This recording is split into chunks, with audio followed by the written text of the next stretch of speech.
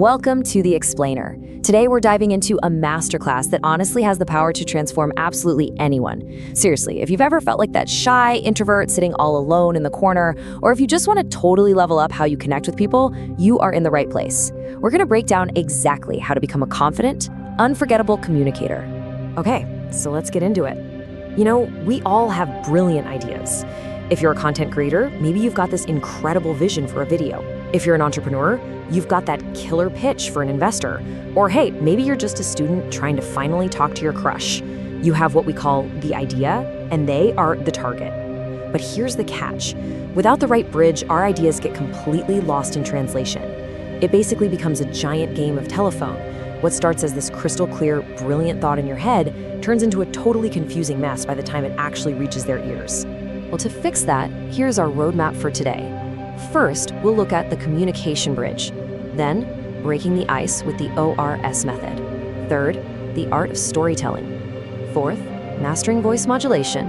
And finally, we'll wrap up with the 7-day challenge. All right, pillar number 1, the communication bridge. This bridge is basically the essential structure you need to move any thought from point A to point B completely intact. But to actually build it, we need a massive paradigm shift. When we try to break the ice, our absolute biggest mistake is trying to figure out how to make ourselves sound interesting. But guess what? The goal isn't to talk about yourself. The goal is to figure out what they want to talk about. Literally, stop trying to be interesting and start being genuinely interested in them. It's a total game changer. Moving right along to pillar 2, breaking the ice with observe, reflect, shoot. This is a rock-solid, foundational framework that works anywhere. I'm talking a high-stakes networking event or just hanging out at a local pub. ORS stands for observe, reflect, and shoot. Step 1 is to observe, using the 3 W's. Where are they? Who are they with? And what is the one thing they secretly want people to notice about them? Maybe it's a flashy new watch, or honestly, maybe they just look visibly homesick. Step 2 is to reflect. Based on that observation, what do they actually care about right in this moment? And then step 3 is to shoot. You execute your approach and start the conversation based purely on their interests. Let's actually put this to the test with a quick mental challenge. Picture this, you're a second-year college student. You see someone you really want to talk to sitting all alone in the college canteen, but they aren't eating the normal cafeteria food, they're eating out of a homemade tiffin box. You have exactly 30 seconds to break the ice. What do you say? Here's how you deduce this using ORS. You observe they're alone in a canteen eating homemade food. You reflect that since they're eating a packed lunch all alone, they might be feeling a bit homesick, maybe missing their family. So you shoot. You sit near them and say something super simple but deeply empathetic like, "Nothing beats the food your mother makes for you." Boom. Instantly the ice shatters. You've built a real connection because you made it entirely about their feelings, not yours. Now, once the conversation actually gets going, how do you keep them hooked? You have to become a great listener. But here's the trick. You have to listen with your face, not with your mouth. Constantly blurting out, "yeah, right," or "oh, wow," actually interrupts their train of thought. True listening utilizes your face. You use your eyes, your eyebrows, and just a subtle smile to show deep curiosity without making a single sound. You just let them speak and encourage them entirely through your facial expressions. Which brings us to pillar 3, the art of storytelling. For a lot of introverts, storytelling is this amazing superpower they use to finally share their inner world. But there's a quote here that might sound a little shocking at first. A great storyteller is a great liar and an even greater manipulator. Now, wait, what that means is actually brilliant. A truly great storyteller manipulates the listener into feeling like they are the central character of the story, like they are experiencing the environment completely firsthand. There are 3 golden keys to pulling this off: relatability, emotion, and specifics. Let's take the childhood cricket story from our Source Masterclass. By setting the scene with a classic after-school routine, the storyteller taps straight into the core emotion of nostalgia. But the real magic? It's in the specifics. Think about chipping in exactly 5 rupees for a 25 rupee red jumper ball, screaming for a friend named Tarun, and the sheer, utter terror of losing that ball in an angry auntie's house.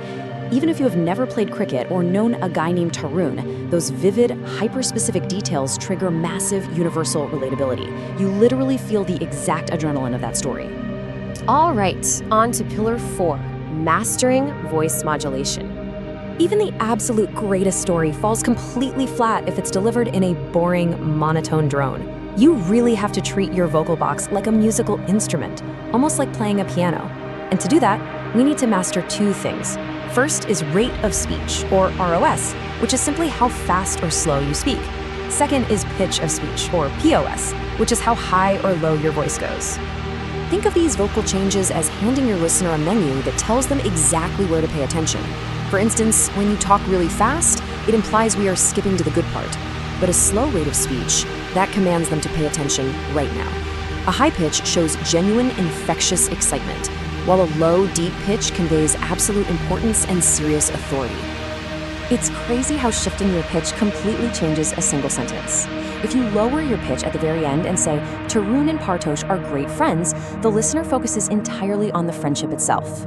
But if you shift that low, heavy pitch to the beginning and say, Tarun and Partosh are great friends, the listener immediately focuses on the specific names. You are literally controlling where their brain goes just by using your vocal instrument. And that leads us to Pillar 5, the 7-day challenge. Knowing these pillars, like ORS, storytelling, and voice modulation, is great and all, but applying them is what actually changes your life. So here is your exact homework exercise. Step 1, prop up your phone and record yourself recalling a favorite memory for just 2 minutes. Maybe it's a beautiful sunset you saw in Bali back in 2019. Step 2, watch that video back completely on mute. And step 3, flip your phone over and just listen to the audio blind without looking at the screen at all. So why exactly are we doing this? Well, watching on mute brutally reveals your true body language.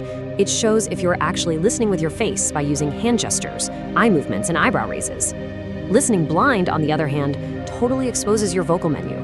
You'll hear immediately if you're actually changing your rate of speech, adjusting your pitch, or if you're just speaking in one flat, boring line. So I'm gonna leave you with this final thought.